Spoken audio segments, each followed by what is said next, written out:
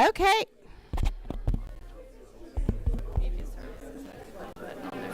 Okay. Hello. Okay, it's finally on. Okay, I'm going to call this meeting to order, and I will ask Representative Howard if he will open us up in a word of prayer. Sure. Thank you. Let us pray together. God, we thank you today for this, all you've allowed us to accomplish on this day. We thank you for your grace.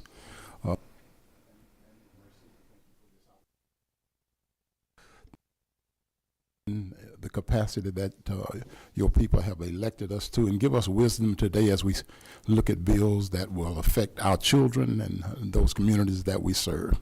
Thank you for the leadership. Thank you for those that are serving. It's in Christ's name we pray. Amen. Amen. Thank you so much. So we have 3 bills today, and we've got a packed house, and I want to remind everyone, since we have several bills to hear, to ask your very best questions, committee, and if you are speaking to a bill, to be very brief in your remarks. So first up, I'm going to call my senator, Senator John Kennedy, to present his bill, and that would be SB 123, and if you could give us your LC number, that would be fabulous. Madam Chair.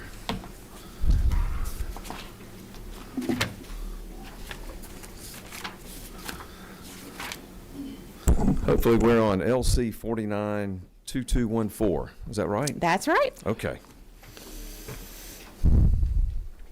You can Shall I go? Whenever Okay. you're All right, ready. great. Thanks, Madam Chair. Good to be with you and all the members of the committee. Thank you for hearing this bill. Let me begin by telling you why I'm bringing it and what prompted the thought that is really embodied in this proposed legislation. I was traveling last summer, like many of us legislators do, was in another state, picked up a newspaper as I was headed back to the airport, and there was a front page article about an absenteeism problem in their state. So I read the article.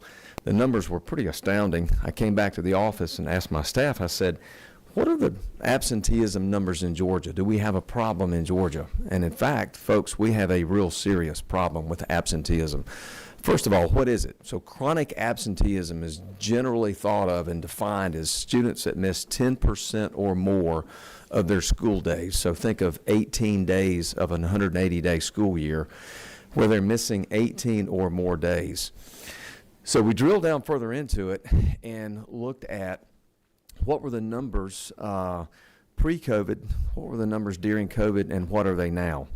We were hovering at about 9.5% of a chronic absenteeism rate across the state pre-COVID. In COVID, you of course would have expected that number to spike, and in fact it did. It got as high as about 25.5, almost 26%. You would also hope that maybe those numbers came down substantially since COVID, and the problem is they've come down some but not much. In fact, last year, to put this in perspective, for last year, right around 22% is the absenteeism rate for our children in school. If that number doesn't bother you, let me tell you one that does. That equates to 360,000 school children in our state that are chronically absent, meaning they are missing more than 18 days of school.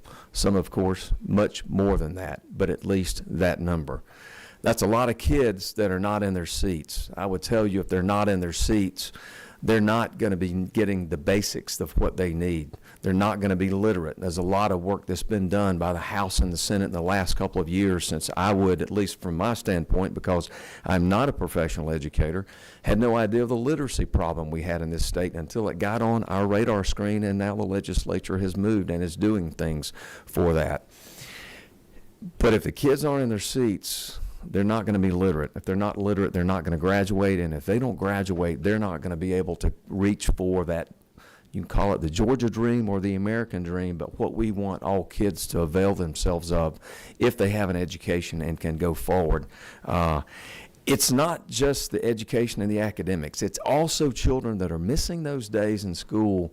They're missing those moments when they are interfacing with people or have the opportunity that might be somebody that inspires them in some way, in which they have that aha moment and they think about, maybe this is what I want to do with my life, or I want to become this in the workforce one day. there's just the negative ripple effects of not attending school, I think, is probably incalculable. So what do we do about it? Let me admit on the front end, this bill is not intended to be a silver bullet to fix absenteeism. And while we started working on this, and Kaylee Bell in my office, I tasked her, she's my policy advisor in the Pro Tem's office. She really dug into this. She went to conferences. She talked to the Department of Education. She talked to educators across the state, trying to figure out how do we approach this. And I will tell you, this is not a silver bullet, but I brought this legislation now because I'm looking at it from a longer term perspective, and I'll get into the terms in just a minute, but I want to tell you on the front end, it is my hope that this is going to raise the awareness of the problem. We're going to start talking about solutions and what they may be, and I think you're going to be pleased that you'll find that what's proposed in here looks at the problem on a local level and seeks to have local solutions, because I don't think that the absenteeism problem perhaps that we have in Macon may not be caused by nor fixed by the same things that could be fixed in Americus, in Gainesville, in other places. So the solutions are going to be driven locally, but we have also have a resolution proposed on the Senate side to have a study committee this summer so that we can continue to work through this to find out what else needs to be done. So what does this bill do? I didn't know of something called a school climate committee. I'd never heard of such, but it was created back in some legislation, I think in 2005, and initially had a purpose of dealing with and focusing on morale and safety, and that was the purpose of the school climate committees. And what this bill proposes is to put under the school climate committee structure chronic absenteeism. And it also calls for the creation of an attendance review team. It's kind of two sets of metrics think about for the school system. If the school system has a chronic absenteeism problem of 10% or more, then that school system must utilize the school climate committee and create an attendance review team. There's one other metric contained in here. If you have a particular school itself where the absenteeism rate is 15% or more, then you have to have an advanced review team specifically for that school.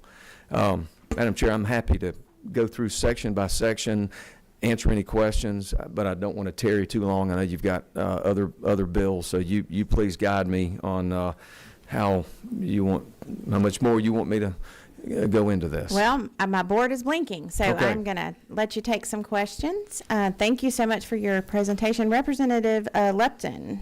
Thank you, Madam Chair. Thank you, Senator, for bringing the bill. So I represent DeKalb County. I have two questions because DeKalb County is already on a tight plan to lock down on this. My son has 3 unexcused absences this year, and I'm getting texts and phone calls and letters in the mail. Like, they are locking down on this seriously. Is there, with the data that you've compiled so far, are urban districts more likely to see this kind of absenteeism? Are rural, is there a concentration of it someplace, or is it pretty spread across the board? It is sadly spread across the state and Okay. across the board, and I think I'm going to look at Kaylee and tell her to correct me. I think when we looked at it to see on a county-by-county basis, I think there was only one county that was below 10% Okay. of our 159 counties. Wow, okay. And it's not just urban. Yeah. There are some rural counties that are doing, in fact, the one county that had the low number was a rural county, but we've got some rural counties that have awful numbers. Wow, okay, Yeah. okay. Thank you very much. That's what I wanted to know. Yes, ma'am. Chairman Chokas. Thank you, Madam Chair. Senator Kennedy, I think a lot of this, having served on the state school board for 2 years, and attendance is extremely important. And apparently, there's been a lax from both the administration of schools and the parents in the necessity and the importance of children attending school. And all I want to say is I compliment you on this endeavor, and at the appropriate time, Madam Chair. Thank you Thank so you. much. Representative Adana. Oh, got it. Thank you, Senator. I think this is important to our kids. I know my kids recently graduated from high school, and one of the big things I was on top of was their attendance. And I'm sure every parent is concerned about that. But what I'm concerned with those numbers being so high, especially post-COVID, is do we know some of the reasons why kids are not attending school? We do, and there are a number of reasons, and they vary depending upon the circumstances of the child, the family circumstances, the school system, where they live in the state. It can be everything from, and I will tell you by way of overview, generally a lot of things fall into the category of, not surprisingly, the environment that the child is in. The family is the family or the parents or the caregivers on top of getting the child to school? Are there transportation challenges? Are there issues with siblings that are contributing to the collective family being absent, or just certain ones being absent? So it's a number of factors, and I will tell you that's one of the things I'm going to delve into in our study committee, because I think to try to fashion the solution, you got to first know as much as you can about the problem and the cause of the problem first. Yeah. All right. And so that you have a study committee that will focus on that and potentially look at opportunities where we can make some investments to increase. Whatever it is, once we learn what the causes are, then of course look for what would be appropriate solutions to try to fix that. And I'll add to, if I can, Madam Chair, two things that do come to mind that may be of interest. That number one, you'll find in the bill that there's a provision that removes the ability of school systems to expel a child because of unexcused absences. And that may sound, well, gosh, that makes all the sense in the world, but the truth is that's not the current status right now in some school systems, that children can be expelled for unexcused absences. And that, of course, reminds you a little bit of the old saying, the beatings will continue until morale improves, right? It's kind of counterintuitive, and so that would be. But there's also, you mentioned, Madam Representative, there's also provision in here for excused absences are not counted toward that. So for children that have health care issues or other legitimate reasons that they're not in school, it doesn't go toward those metrics. Okay. Thank you.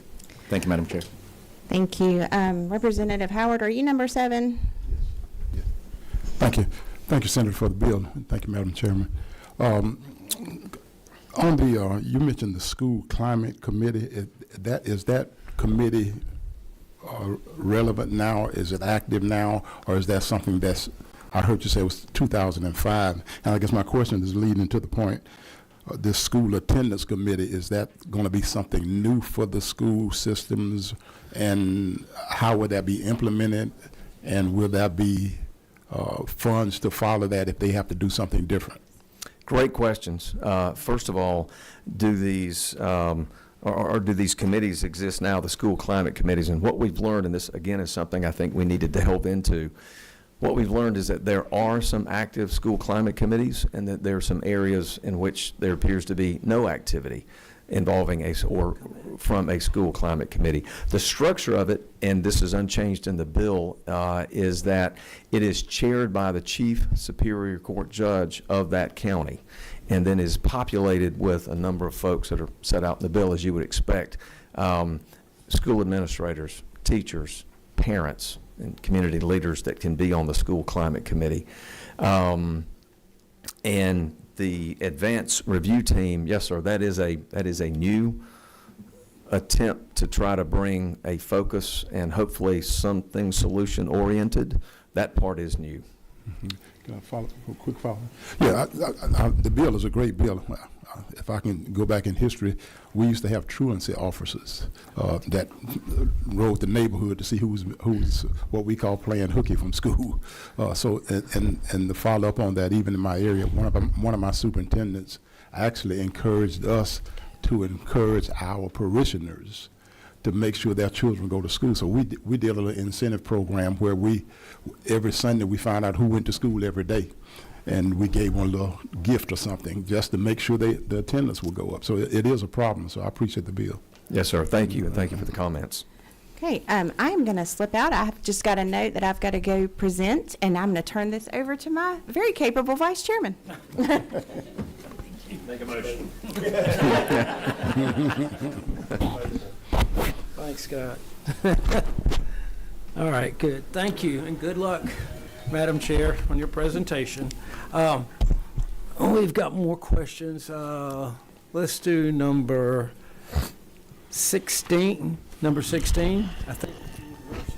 Great, thank you, Chairman. Appreciate that. And Pro Tem, thank you for this bill, and a very good bill. We spend a lot of time talking about learning loss since COVID, and I believe your bill will help us close that gap in a lot of these students. We do need them at school, and a lot of our students' cases, the best place they go to every day is their school.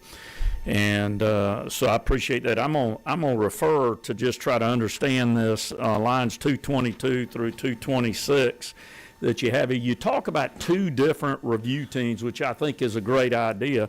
But my question here is this. You've got a school, so you've got a school that has a review team for attendance, and then you have a system review team, and this allows them to communicate there. Is that correct?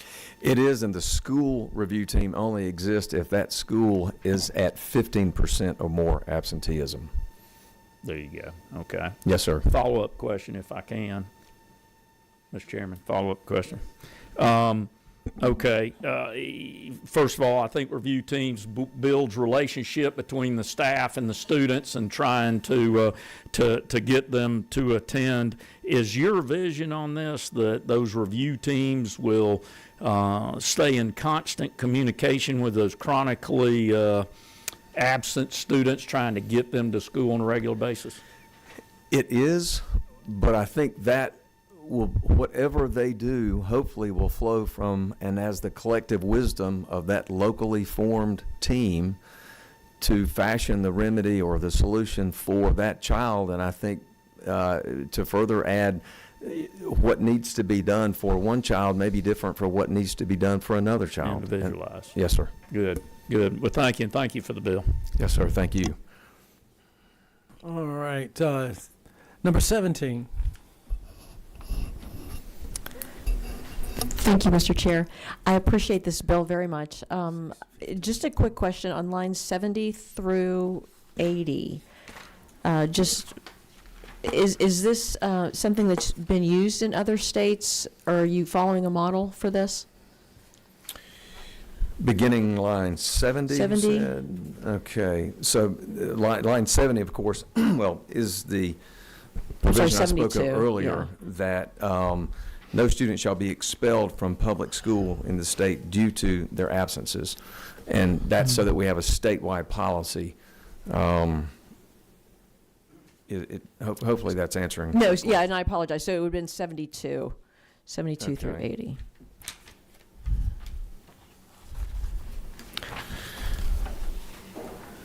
That I'm going to turn to, if I may, Mr. Chairman, and ask Kelly, this is the provisions involving the fines for violation of this, being guilty of a misdemeanor, subject to fine not less than $25, but not more than greater than 100.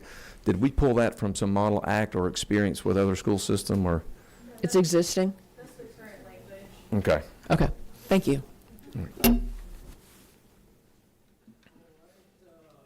Number 15. Thank you, Chairman Chokus. If now's the appropriate time. The appropriate time. Thank you, Mr. Chairman. To my friend, thank you for bringing this bill. I would just like to point out, I know it's recently passed, but the House version of the budget came across with some new and substantial funding for social workers that I think could work in conjunction with your bill, what you're looking at, and how that might be another resource to Representative Howard's point. Maybe not be a truancy officer, but it may be another touch point and another checkpoint. So just pointing that out. So when you were to happen to see that budget and consider, this bill, that those might go hand in hand. But with that, Mr. Chairman, I move this bill do pass. There's a motion. Is there a second? Second. Motion is second. Any further discussion? Hearing none. All those in favor signify by saying aye. Aye. Opposed? Congratulations, Senator. Thank you, Mr. Chairman, and thank you to the members of the committee. I appreciate your time and attention. Good.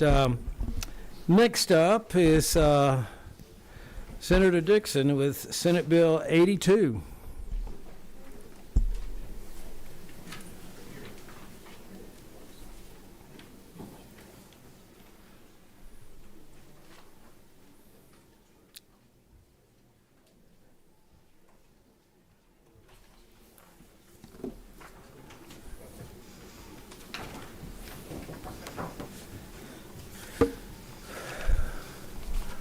right, the podium is yours. Thank you, sir. Thank you, Mr. Chairman, committee members.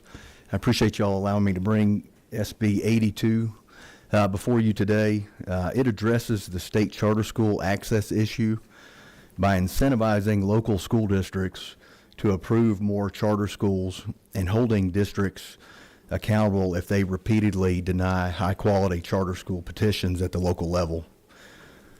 This bill is needed because currently we have approximately about 65,000 students that are enrolled in the 96 charter schools across the state, and we have about a 21,000 student waiting list to attend charter schools across the state. Unfortunately, in the past 5 years, only one charter school has been approved locally through a school district in Georgia. During that same time, the state charter board has approved over 30 charters. Most states, if you take the national average, it's about 90% that are approved locally and 10% by the state, and we're greater than 50% being approved by the state. So we've got, if you will, a carrot and a stick within the legislation. I'll start off in Section 3 with the financial incentives. It allows districts to incur additional capital outlay entitlement credits in years where they approve a charter school.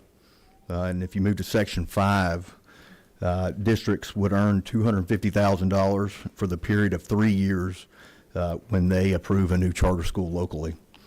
And the accountability measures, or the stick, if you will, is in Section 4 for districts enrolling 10 to 60,000 students. If the district denies 2 charter school petitions and they're approved by the state later on, that district would be no longer eligible for its flexibility contracts with the State Board of Education. And for districts that are 60,000 plus, that would be 3 denials before that would happen. This legislation also requires that local boards, when they deny a charter application, they must publicly disclose the reason for the denial. And, I can speak to, charter schools locally in my district. Last year, I was a part of helping the town of Brazelton, which sits in 4 counties. It's got Gwinnett, Barrow, Hall, and Jackson. And they petitioned Jackson County actually for a charter school and were denied when they had the facility actually at the time was leased, from Jackson County, a school that they had shut down. They had their board in place. They had an enrollment list of about 500 students. So they had everything that checked all the boxes. They were still denied locally. I went to the state, and it was a very rigorous process. But in that, I learned that, with our conservative budget and, not wanting to put additional, weight on the state budget on an annual basis, the state board is reluctantly to approve these charters. And, the cost typically for a charter school, if it's approved by the state's about $4 million a year. If it's approved locally, of course, is about half that to the state's about $2 million. But with that, Mr. Chairman, I'd be happy to answer any questions.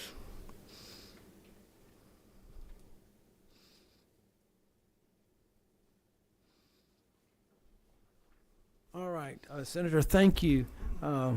We've got several questions. We're going to start off with number 1. Oh, Lord. Well, thank you, Mr. Chair. Boy, I'm getting called on first both times. Thank you so much. Thank you so much. I know I've got a charter school in my district that it's actually facing some consequences. It does some good work, but it's not meeting the standards that it needs to meet. Could you repeat, this isn't even a question, but could you repeat how many charters have been approved by local districts? That you gave us a fact at the start. In the past 5 years, there was 1 locally. Oh, okay, just one versus, local.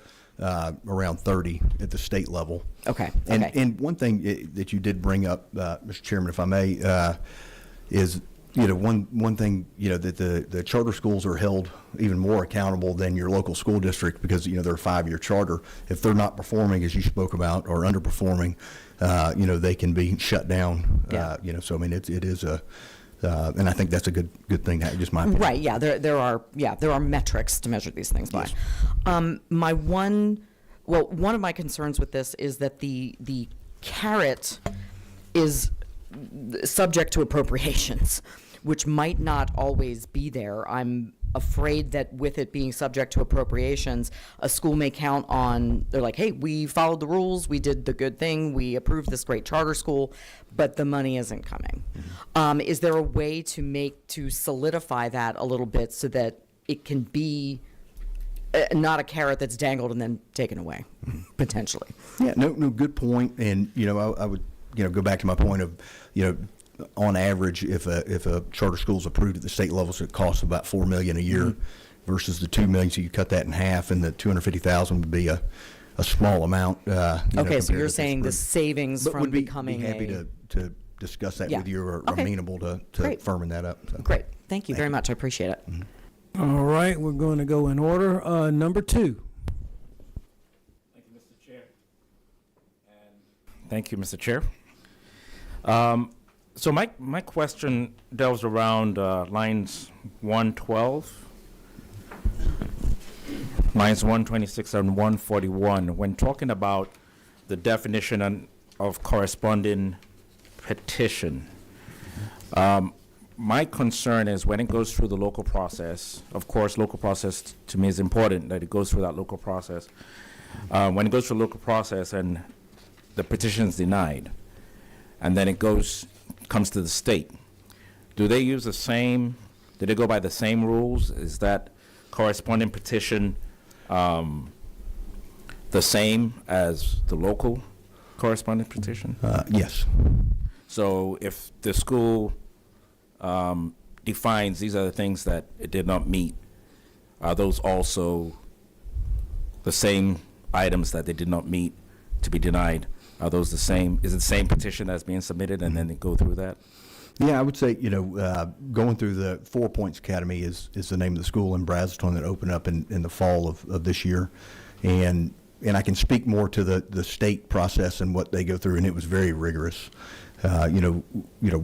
What they had to meet, the criteria they had to meet, the submittal they had to go through, and the adjustments they had to make to that charter before they even got to the board hearing. It was very rigorous. Okay. Mr. Chair, no further question? Mm-hmm. So is there a different definition process for the state compared to the local schools? I would just say that, it's up to that, either whether it's the local body or the state body. Ultimately, it's their decision whether they approve the school or not. And there's so many matrix to it, that, there could be something that the county or the local, school board denies it for a reason, and, the state, there may be another reason. There's so many different metrics that they go through. If that answers your question, I don't know if I did or not. But. Would you be amenable to defining the corresponding petition, or maybe another word? Because I think corresponding is kind of vague, especially if we're measuring both. The measurements are different, right, in terms of identifying how you approve on the local level and the state level. I could look into that, yeah. Okay. All right, number 7. Thank you, Mr. Chairman. I guess my question is sort of along the same lines. What is the, and excuse my ignorance for this, what is the process for local authorization? Is there segments that they have to approve, and then how does that differ from what the state does? Mm-hmm. I have a couple of people that's trying to get a charter school in my district now, and they are having to resort to another charter school coming in to ride on their coattails because of some difficulty. So how do those two qualifications differ from local to state? Thank you.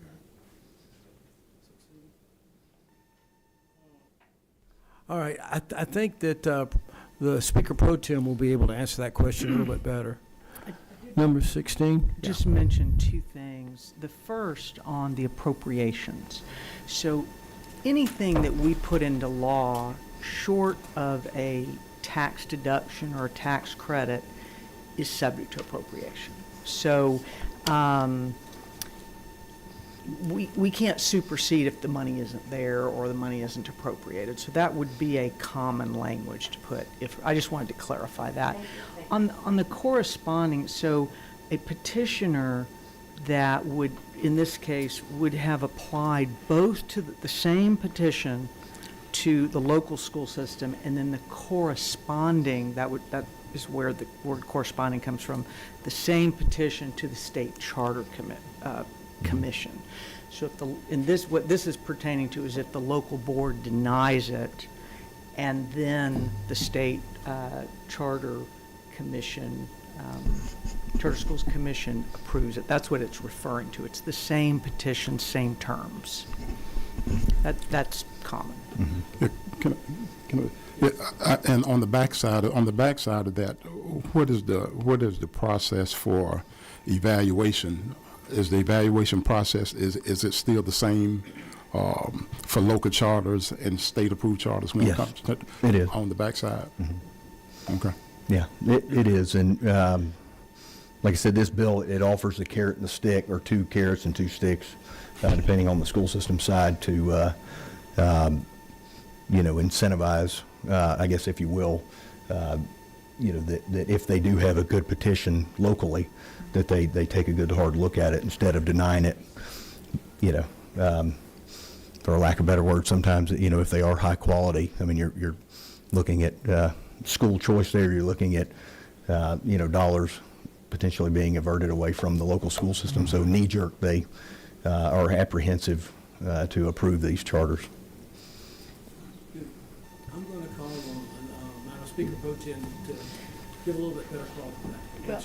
Well, I would just like to provide a little history on this, and I appreciate the senator bringing the bill.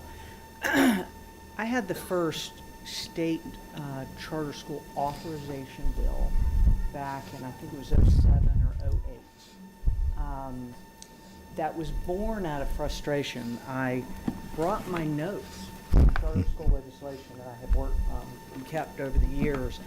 So almost 20 years ago, state legislators were very frustrated that there was just no effort or progress being made in giving students public school choices.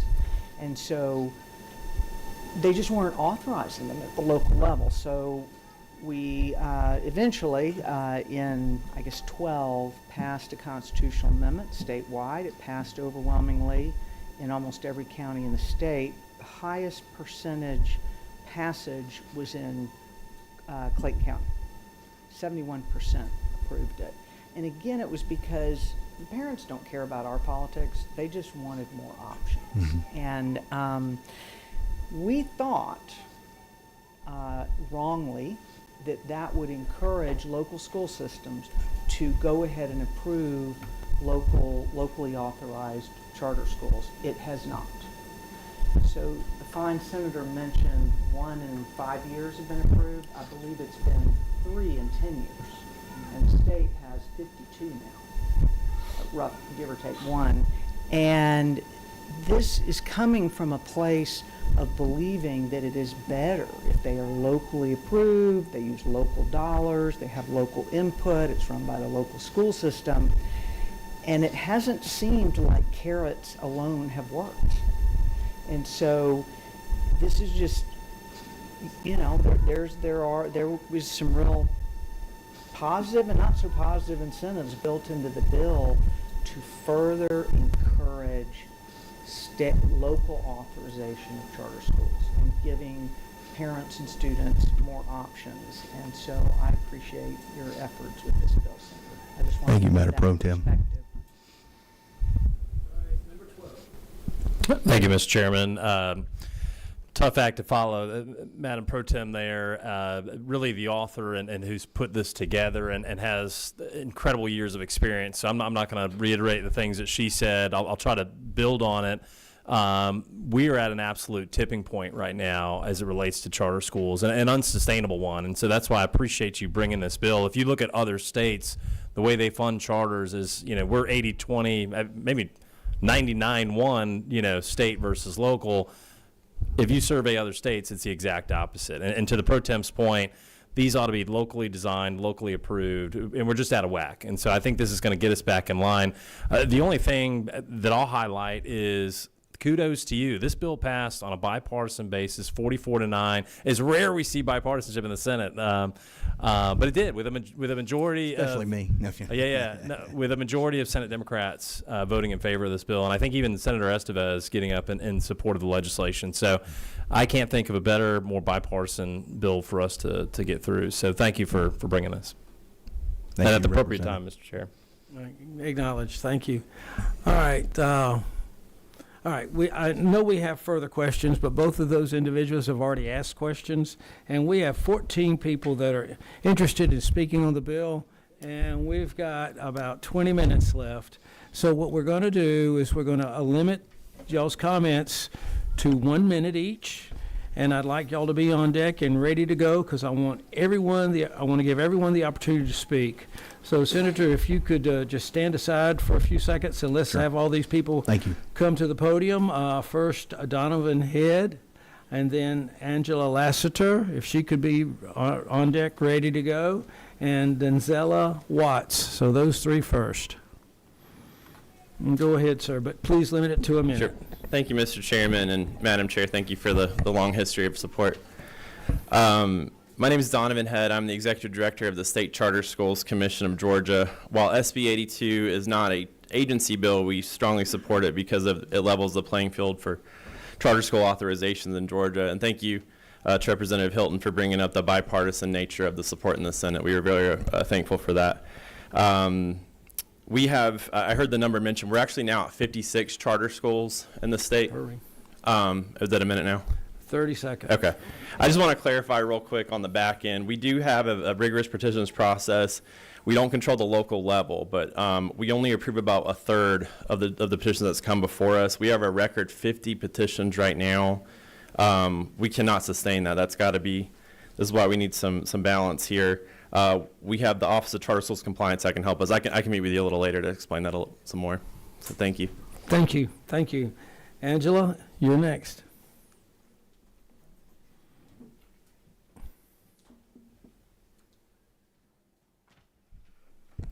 Good afternoon. Thank you very much for the opportunity to come here. I'm a mom, I'm a taxpayer, I'm a superintendent. I have been the superintendent of I've been on the board of a locally authorized school. I've opened a private school. I am the current superintendent of a school that I drive over 5 hours round trip every day to support furthering school choice in rural communities because it's down in Coweta and I live in Milton. So I'm telling you that right now your opportunity here to further school choice in this state is tantamount to the most important thing that you will ever do, because parents deserve a choice. They deserve a choice to be able to say, I want my child to go somewhere other than where I am districted. And right now that they don't have that choice in most counties. And if there's 21,000 on the waiting list for school districts that do have a school, then right now, what about all of those students that would be on a wait list if you had a charter school in every district, which you do not right now? They can't sustain it. The locals can sustain it at a reduced cost. So please vote. Thank you. Thank you. And Denzella Watts. Mr. Chair and members, thank you so much for this opportunity to express to the members why I believe that everyone should vote yes for Senate Bill 82. My name is Denzella Watts, and I am a petitioning founder and mother of a son who currently benefits from a charter school.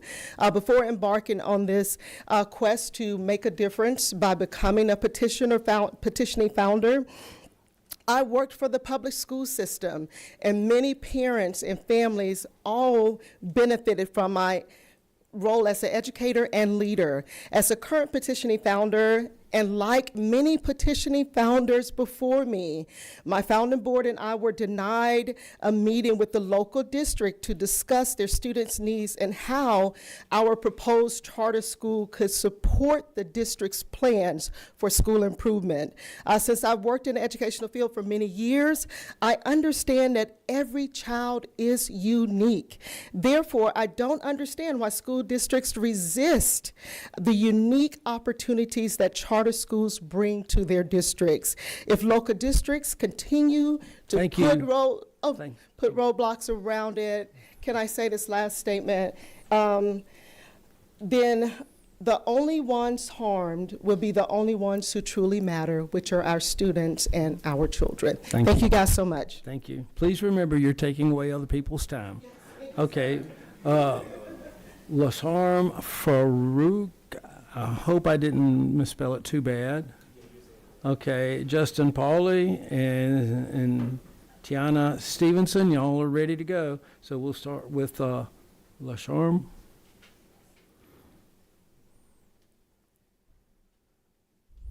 And please pronounce your name, and I apologize.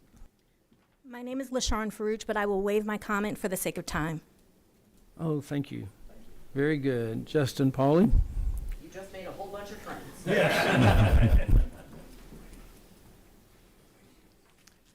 I'll be brief. Probably had about 2 minutes, so I'm going to do my best to cut it down. Justin Pauley with the Georgia School Boards Association. GSBA has a member legislative position that states that the Georgia School Boards Association supports the concept of publicly funded charter schools that provide innovative quality programming, provided they are formed with the approval of local boards of education and under the governance of those school boards. We did have a few concerns around the bill. In the denials for the petition, it went from 60 days to 10 days. We would like to see that at 30 days. Feel like that's more reasonable for the administrative time to turn it around. In lines 117 to 156 about the punishment, we feel that that undermines local control, and it also does not encourage collaboration between the local charter and the district. Again, we'd like to ensure that the petitions are the same, and I think we heard a little bit about that. And finally, local school boards approve or deny charters for various reasons, must be academically and fiscally sound, it must align with the school district's mission, strategic plan, and goals, and a high level of trust in the management and operations of the local charter. Thank you. Thank you. All right. Tiana Stevenson? Tiana Stevenson, the Executive Director of the Wright Community School. We open up, we're a state-approved school. We're in support of the bill, but we'll waive our time. Thank you. Okay, next is it Mark Riley? I'll waive my time. I thought I was just signing up. Okay, good. We got you checked All out. righty. Oh, there with redefined, I can't read your handwriting, I'm sorry. My name is Arthi Sharman. I'll waive my time. Okay, thank you. Very good. And Brandon Jones? And Bonnie Holiday and Kennedy Atkins gets on deck. Yeah, Brandon, go ahead.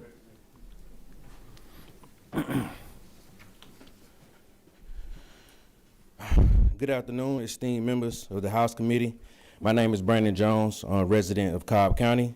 As the first psychologist from my hometown and a leader in holistic child development, I witness how our education system often fails to harness potential, hindered by undiagnosed ADHD and a lack of resources.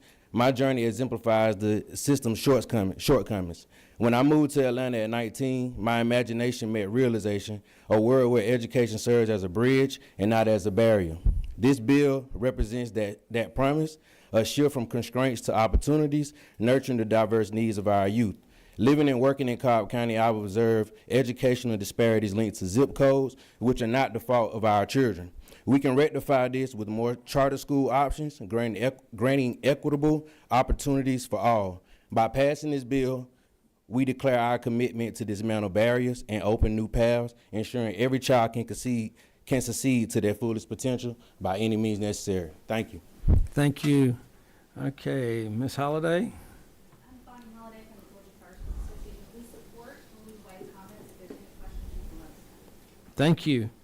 And Atkins, Kennedy Atkins? I support the bill, or we support the bill, but I waive. Okay, great, super. Rob Brown, Mr. Miller, and Matt Tyson.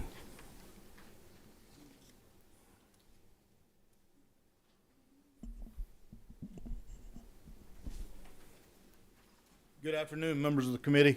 My name is Rob Brown. I work with the Georgia School Superintendents Association. And we do not oppose the bill. We oppose some aspects of the bill, and we hope that we can have some conversations maybe to structure some changes. First and foremost, our mission and our goals are aligned with that of the Georgia Charter Schools Commission or Association. We support, foster, and advocate for the development of high-quality schools and networks that improve opportunities for students. That is aligned with our mission and with what we want to do. We're not opposed to school choice. We're just opposed to language that punishes local districts for making decisions. These are elected officials who are making decisions they feel is best for their community, and any punitive action towards them for those decisions we feel like could be better guided. We want to encourage local school boards and potential charter providers to work together in partnership. I've served in districts where we were able to develop working partnerships that benefited students, and I think there's an opportunity for us to improve this legislation with encouraging partnerships and removing that quote-unquote stick. Thank you. Thank you, Mr. Brown. Okay. Mr. Butler? Mr. Miller, I'm sorry. I'm in support of Senate Bill 82, and I will waive my right to speak. So I Good. New friends. Thank you. Okay, Matt Tyson. Matthew Tyson, principal of Tapestry Public Charter School. We are in support of the bill as well. I waive my time. Thank you. Thank you. Very good. Well, number 12, it looks like it's the appropriate time. Mr. Chairman, I'd like to make a motion to pass Senate Bill 82. There's a motion. Is there a second? Second. Second by Chairman Dubnik. Any further discussion? Okay.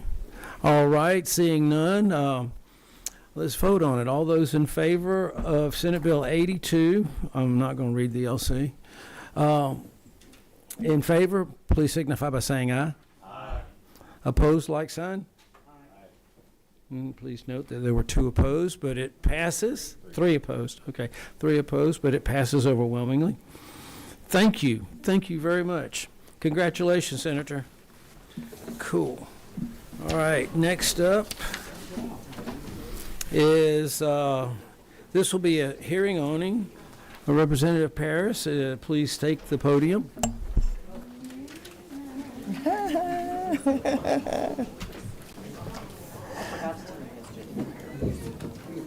Oh, you're so sweet.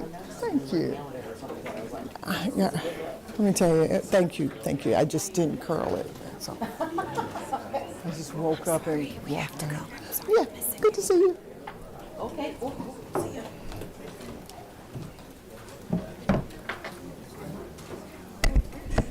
We're ready to go, Mr. Chairman? Yes, ma'am. The floor is yours. Thank you so much, Chairman, and to the committee members for allowing me to come before you and present this. This is a simple little bill I have. It's just a one-pager, and it is encouraging the state of Georgia, the Board of Education, to adopt content standards for instruction in financial literacy and money management for grades 4 and 5. This bill was born out of, number one, a friend of mine talked to me about it, and he said, we don't have any financial literacy in elementary school. And I was like, yeah, that's interesting. And so, anyway, started working on it, and we got a little one-pager on it. Also, I was with my granddaughter one day, and she's got a little learning disability, but, I didn't think it was this bad. I asked her, I said, honey, do you have $5? And she says, no. And I knew she had put money in her purse because I had given her money. And I said, well, what do you have? And she says, well, I only have a 20. So that really struck home for me because it was that she didn't understand currency, right? Like she thought a 20 is a 20, at 5, is different, So here we are today, and just a little background. Financial literacy is an essential life skill, and understanding its prevalence and impact among children, particularly those in grades 1 through 6, is crucial for fostering a financial literate future generation. The lack of basic concepts finds that many children, they do lack the understanding of the basic financial concepts, such as saving, budgeting, and interest. Also, research also highlights disparities in financial literacy education based on socioeconomic status, geographical location, and school funding. Children from lower income families often have less access to financial education resources. We're finding that most states, about 26 states in the U.S. right now, they require, higher education, like, grades 8 through 12. They have financial literacy courses, but usually you just don't see it that much in systematically in grades K through 6. So even if it's just a basic introducing change to them, introducing money to them. I know when I was little, which was a long time ago, we played Monopoly. And I learned a lot about money then. My parents, they were working class people. I didn't get an allowance. We just had to do the work around the house, and yeah, it was that. But there was something there. Well, kids aren't playing Monopoly anymore, right? They're playing video games and such. And they're not really playing a lot of video games that's learning academia and such. So just a short little bill. I could go on, and bore you all with the rest of it, but it's just very self-explanatory. It does have a no later than January the 1st, 2026 day, which probably is a little ambitious. I understand that. I don't know if we want to maybe look at a study committee for it, Mr. Chairman, but I think that it's just really important that we start teaching kids now. My concern, it used to be status to be a millionaire. That's not status anymore. You got to be a billionaire now. So money's really flowing, and we just really need to teach children how to get a hold of it, teaching them basic concepts like saving, spending, and interest, compound interest, investing, and those kinds of things. So that's what I got. Do we have any questions from the committee? No questions from me. I will make a couple of comments, though. Okay, great. Thank you. I share your interest in financial literacy, and as a matter of fact, a couple of years ago, Chairman Bill Yurda carried some legislation. Being chair of small business, it was something that was important and dear to all our hearts. And we got some financial literacy legislation done. I don't remember the age group yet, but we live in a capitalist society, and where merit it matters, and your success is based on your hard work. If you don't understand, I don't know, the matrix or the measuring stick for that, it's going to be a bit of a challenge to be successful financially. So I share your interest. Is there anyone in the audience that would like to speak on this legislation? Okay. Well, Mr. Chairman, thank you for your comments. We're really living in an age where income and debt is very relative. If a person makes $100 a week, they're spending $100 a week. $1,000 a month, they're spending that. $10,000, it's very relative. So, but it should not be. We should be we're the least of savers in the world, the United States is. And I just think that if we were addressing it earlier, now this bill asked that it start at grades 4. When I talked to Chairman Irwin about it, he was a little bit concerned about that age. He thought that maybe we should start earlier and just carry it on through to 6th grade, which I thought was a really good idea. At first grade, 2nd grade, you can start teaching them about a penny and a nickel and that kind of thing. But yeah, I don't want to beat a dead horse. I think we all understand what's going on, and hope that we can get it passed next biennial. Thank you. Thank you, Representative. I appreciate you bringing this legislation, and I would encourage you to get with Chairman Irwin and further this. it sounds like a good bill to me. Well, great. Thank you, sir. Thank you. Thank you for your committee. presentation. Thank you. All right, ladies and gentlemen, being no further business before this committee, we're adjourned. Cool.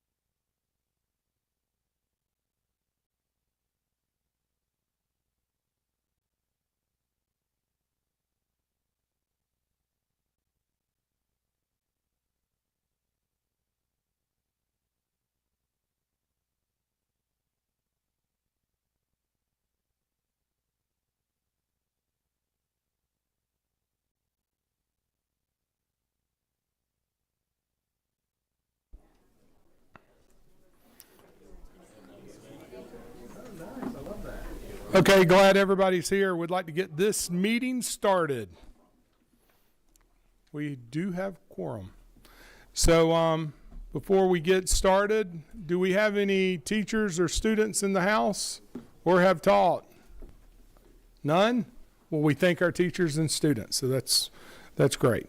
All right, sign-up sheets over there on the table. Anybody wants to speak to any of the bills? So if we could you open us up in prayer? Dear Heavenly Father, I thank you for this day. I thank you for each person here and their commitment to making a difference in the lives of students in the future. And please bless our work and give us ears to hear, eyes to see, and wisdom to apply. In Jesus' name, amen. Amen. Okay, so I think we're going to start with SB 44. And Senator, welcome to the House Subcommittee. Right. Glad you're here. Thank you. We'll be back for a little bit. Had several House committees today, so thank y'all. I am bringing before you Senate Bill 44. Should look familiar to this committee. I think Representative Cannon did a lot of work on this last year, and we actually just ran out of a little bit of time to get it done. So it's a very good bill, allowing our local school systems to lower the floor on the minimum millage rate. Currently, the floor is set at 14 mils, so school systems are not able to go below that due to state law. But as many of you know, your property taxes have gone up, the digest has gone up, so school systems are actually bringing in more money, and they're not able to, in many cases, give that money back to the taxpayers because of this state law. So what we're doing here is we're just lowering that 14 mil rate to 10 mils so that those school systems in that situation can lower the millage rate down. We've had to do this. You'll see the language that's been struck. So this has happened more than one time in the past where we've had to come in and lower this millage rate. There's also a penalty if school systems try to go below the 10, just to make sure that the locals keep skin in the game and pay their fair share there. Does not affect the equalization funds, and that's what the bill does, Mr. Chairman. I'd be glad to take any questions. Okay. Thank you. And just quick question from myself. This is exactly like Representative Cannon's bill that we already passed out of the House. Correct. Is that correct? It's same exact language, and just bringing it over here. It's already passed out of the Senate, so we had a lot of folks that wanted to do this last year, of course, but we ran out of time. Okay. We do have a question. Representative Townsend. Thanks, Mr. Chair. I just want to say I liked this bill last time I saw it and at the proper time. Okay. Okay. No one has signed up. I believe it's the proper time. What's the will? Committee. Okay. In second? Okay, all those in favor, say aye. Aye. And opposed? All Bill right. passes. Thank you, Mr. Chairman, members of the committee. Appreciate thank your you. support. Take care.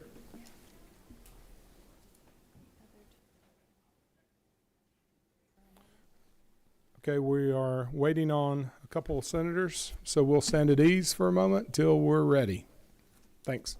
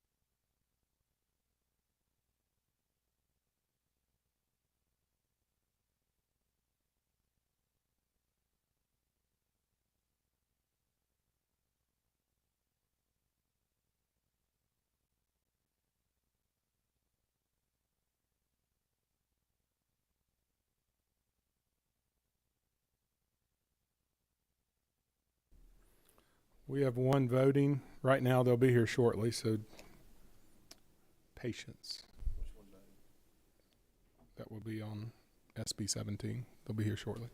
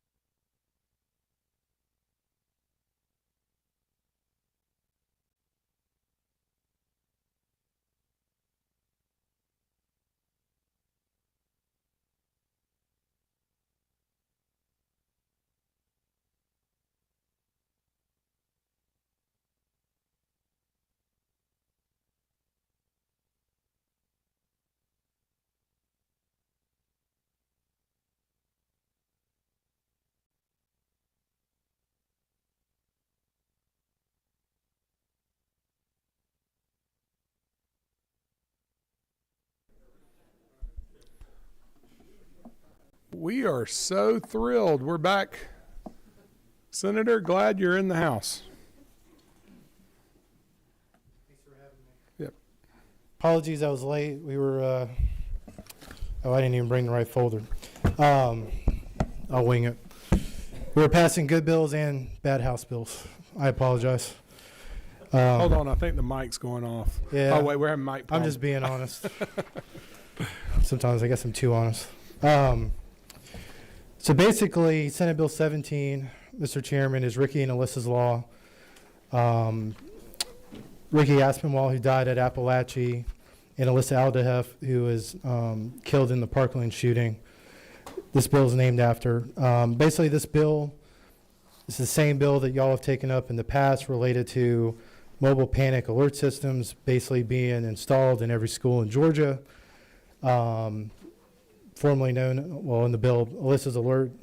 And then the second part of the bill is basically requiring that school mapping of property basically be used to basically help map the interior rooms, doors, hallways, identifiers, and basically why this is critical. And I want to thank the staff at GEMA and others who have helped us put this together, just so that when there is a public incident, emergency, shooting, maybe natural disaster or otherwise, and public safety are responding quickly to an incident, they already have the floor plans and understand kind of what's going on in the building, where they need to get to, where they can't access, or kind of whatever's happening during that moment in time to save minutes off the clock. And so that's basically what this bill does, and I'll take any questions.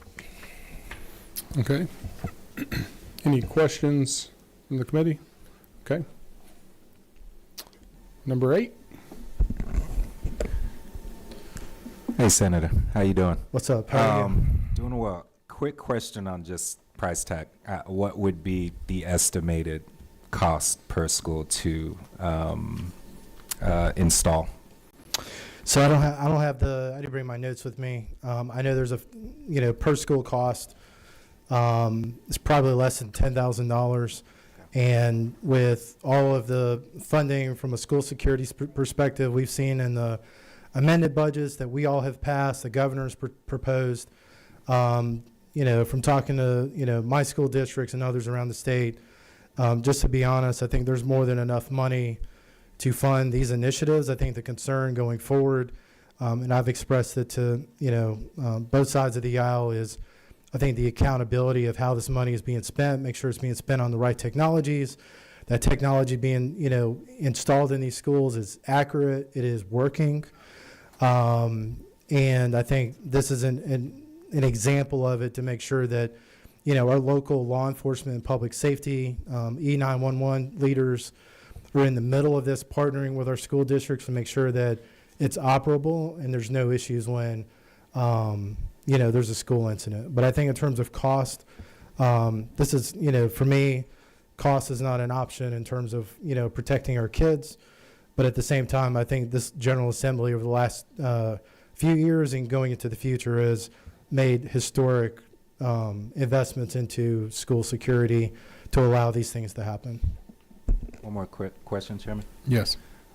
Is there a best-in-class alert system just throughout your conversations with schools that already have similar systems in place that? So I know, for example, similar technology we use in the state capitol complex.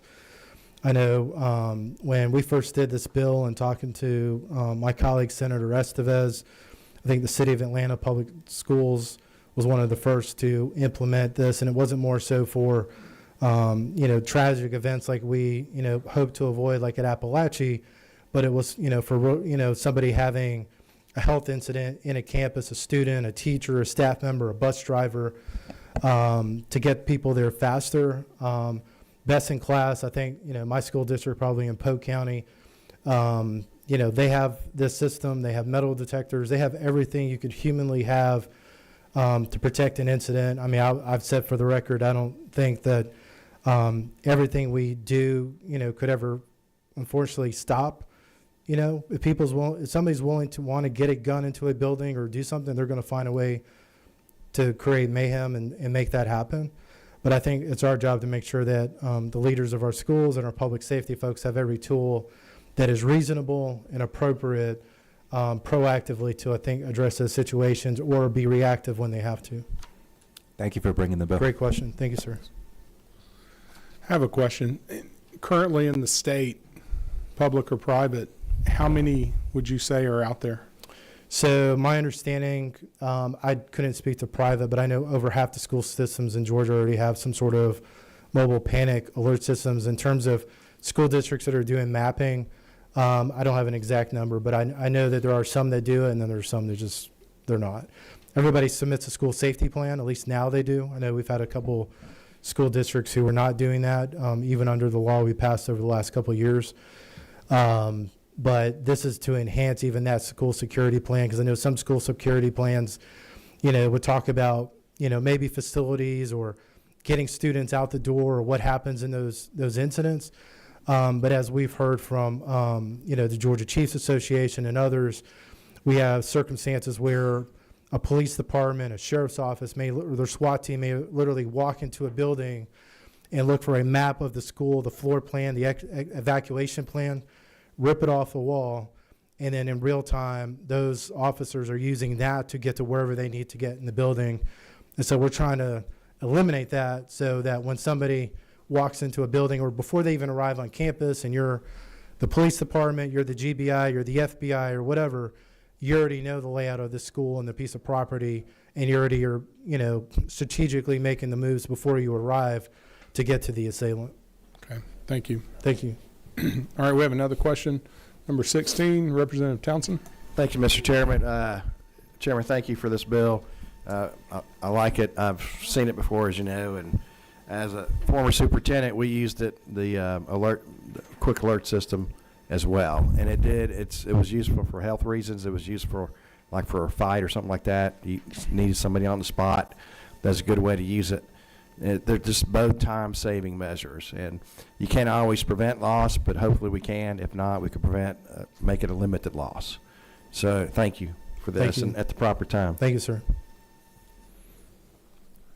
Any more questions from the committee? No? You did a great job with the bill. Thank you. I guess it's the proper time. What's the will of the committee? Second. Okay, got a second. All in favor, say aye. Any opposed? Bill passes. Thanks for coming by. Appreciate it. Welcome Thanks to for the waiting. House. Now you can go back to the Senate. And we go clean up y'all's house bills. Yeah. Well, Thank you. See ya. Now he says that.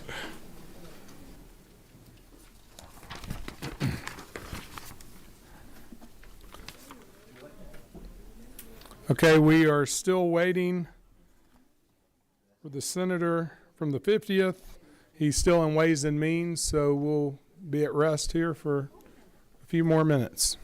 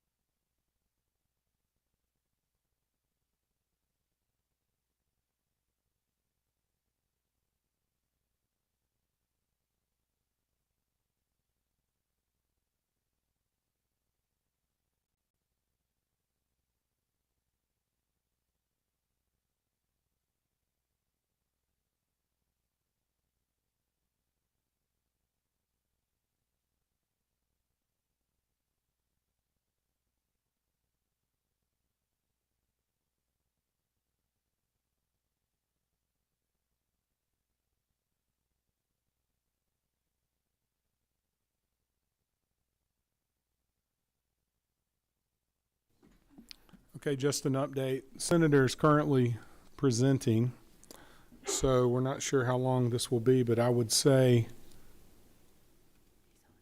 he's on his way. He finished? Okay. So momentarily, we will get started back.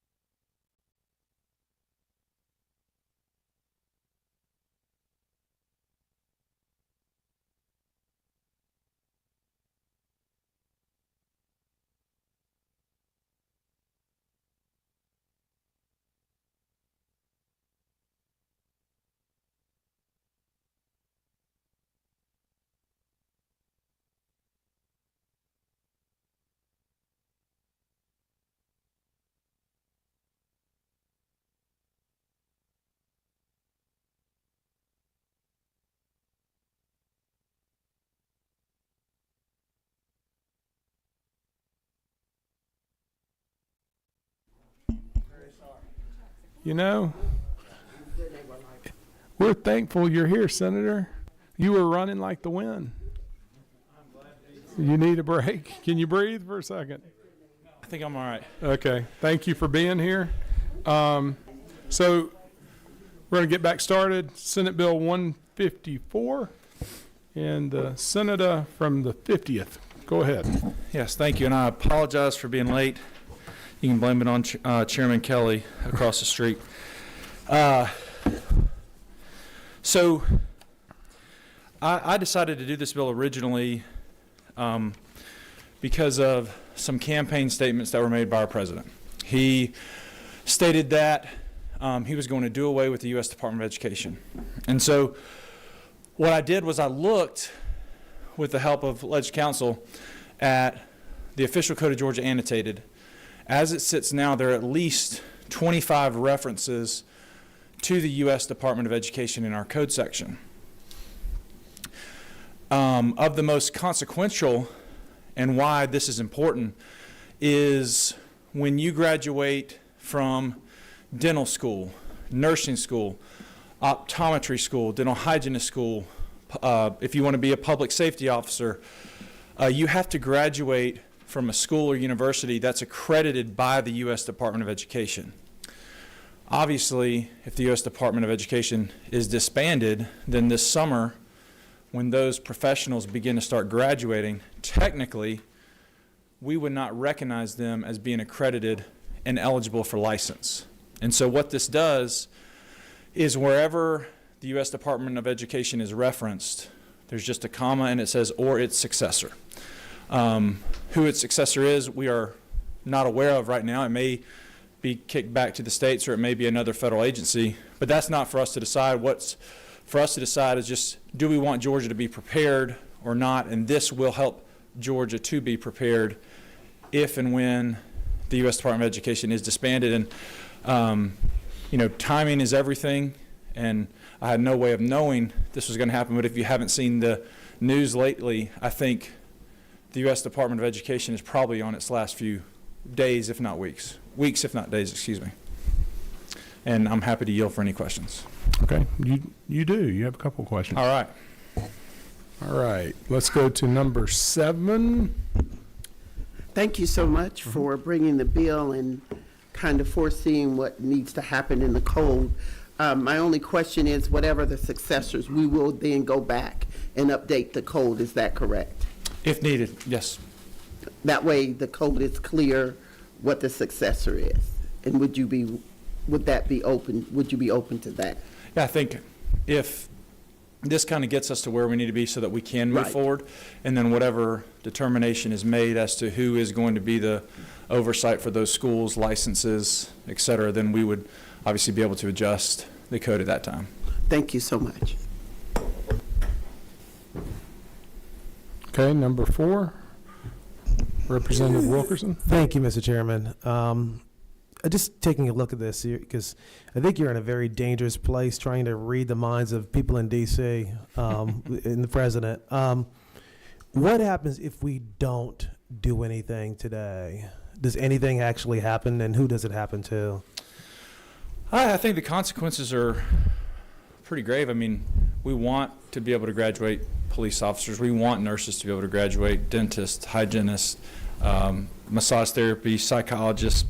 I've got a list of every reference in the code, and furthermore, just with federal student aid for foster parents and adoptive children, it references the U.S. Department of Education, and we need to change that to FAFSA. So I think this is an easy hurdle for Georgia right now, because we did get it out in the Senate before crossover. We can make these changes, and so we don't have to face what would happen, because what I try to do as a legislator is to be proactive instead of reactive, and waiting to find out what's going to happen would be reactive. And I think we can all agree that we want to be proactive on this so we don't put our professionals, children, foster kids, or anybody in jeopardy. I guess 2 questions. One, a comment and a question. FAFSA changed a number of years ago, I guess, and I don't believe anybody lost anything by it. I mean, this is a good change, but the world didn't stop because we didn't change it to FAFSA when it happened. And then 2, I guess, do we normally change law before DC does? Because if defunding something does not remove the agency, and I can pretty much be assured, as much as the president has made promises, you're not going to get the votes in the Senate to do this. So you may have a empty building, you may have half the staff, but I would be shocked if one side of the aisle decided to abolish the Department of Education, and they need that in the Senate, as we know how it works there. So is this just encouraging the behavior that we see coming from D.C. to say, look, states are already passing things to anticipate this, so why don't we do away with it? What's the stop? I mean, I don't know of any other state that has done this yet. So every other state's going to be out of work except for Georgia? I honestly haven't looked at other states' laws. What I'm doing is just trying to make sure. I mean, I looked at our laws and the way they're written. We would not technically be able to license a nurse moving forward if we don't make this change. And so, what happens in D.C., I like you said, I can't read their mind, but at least we know, and it looks like it's going in this direction, and we're going to be ready. And if nothing happens, we're still going to be ready. Thank you for that. And the last comment, I guess I will add this, I'm sorry, is if we could hear from the Secretary of State's office that they will not be able to license people, I think that would be helpful, because I'm sure they would be happy to send that statement over. Thank you. You're welcome to request, yeah. So let me just clarify, this is preventative. A preventative measure on what could come down the pipeline. That's correct. Is that what I'm, okay. Okay, number 16, Representative Townsend. Thank you, Mr. Chair. I'm going to say kudos to whoever caught this. I mean, whether it was you or someone else brought it to you, you start talking about accreditation or certification or things like that, it kind of all of a sudden kind of hits you hard. And we don't want a stopgap for a few months or a few weeks, whatever it would be, because if this really happened, which I'm not sure it will, I agree, I'm not sure if it will happen, but if it did, you'd almost have to come back for a special session to clean it up if you didn't do this. And that was my fear. And that would be costly too, and time prohibitive. So anyway, at the proper time. Okay. Representative Rice. Thank you, Senator. I just want to reiterate what some of my colleagues have said here. Along the lines of Georgia being the best place to raise a family, work, and live, I think this goes, this is very congruent with that. We're not waiting on other states or watching what they're doing. And just to clarify, in the event that the Department of Education remains, this bill is, like you said, it's preventative, and there's no harm in everything will stay as is, but this is a preventative bill, correct? That's correct. Thank you. Thank you. Okay. We have no one to speak to the bill.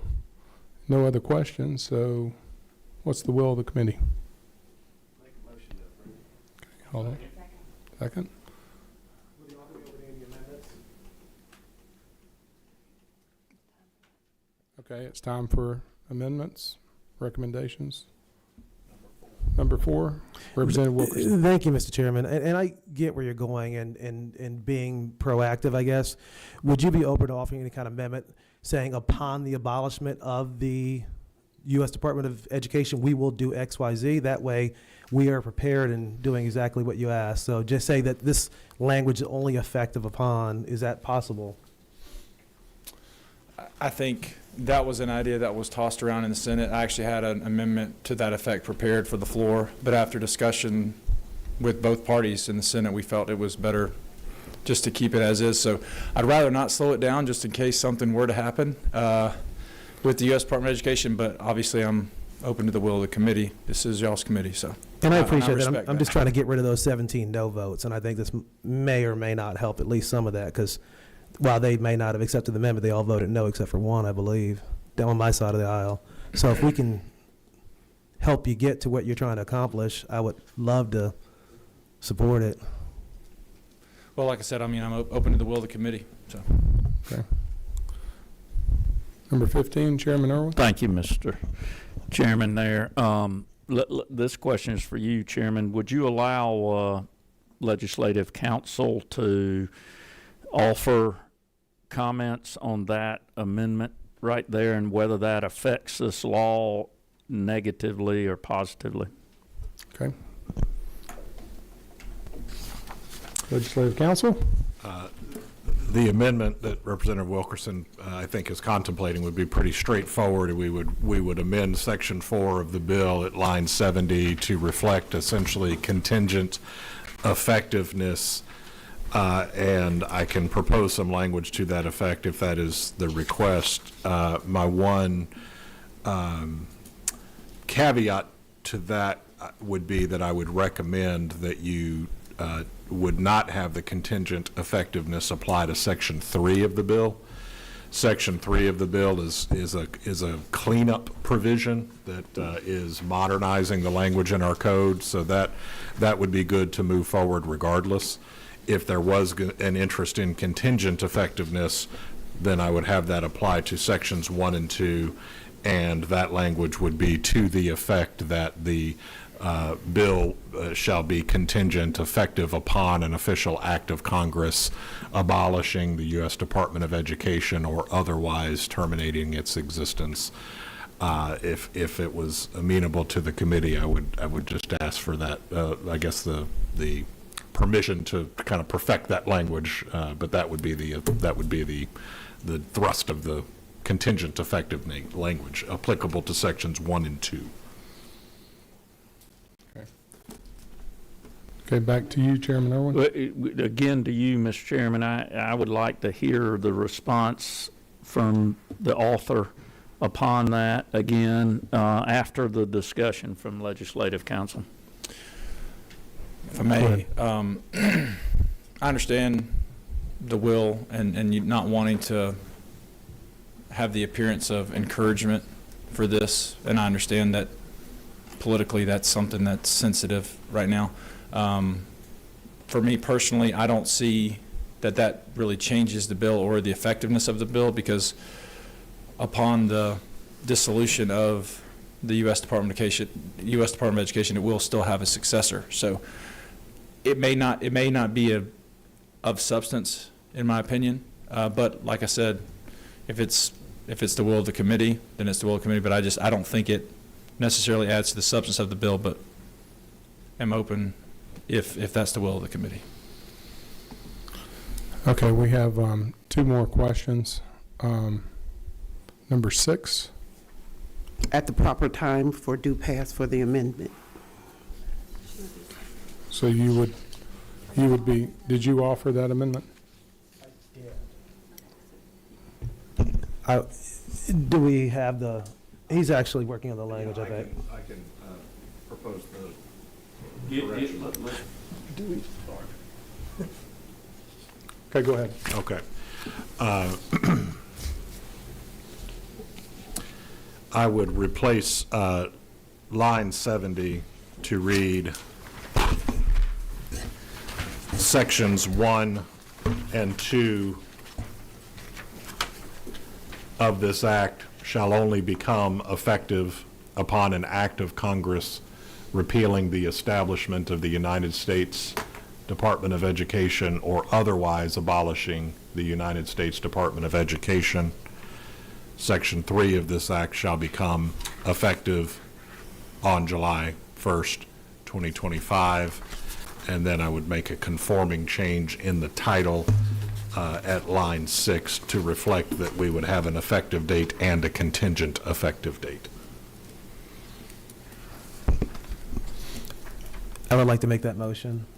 A second. Amendment. Okay.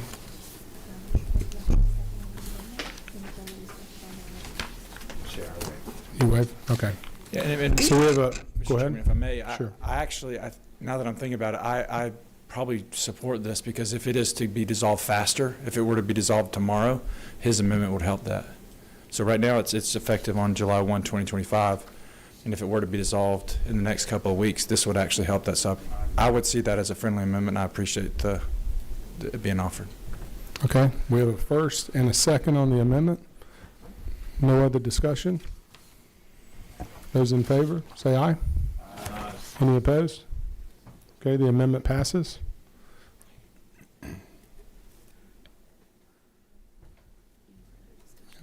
Okay, any further discussion on this bill? Okay, let's go ahead and vote.